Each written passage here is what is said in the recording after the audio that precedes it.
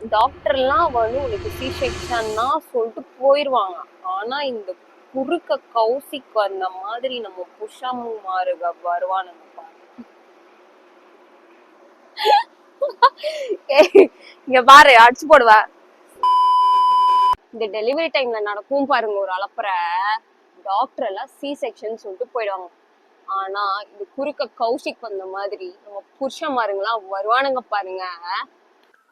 ஆமா ஆமா, normal delivery தான் பண்ணும், சி செக்ஷன்லாம் பண்ணக்கூடாது. நார்மல் டெலிவரி தான் ஹெல்த்தி.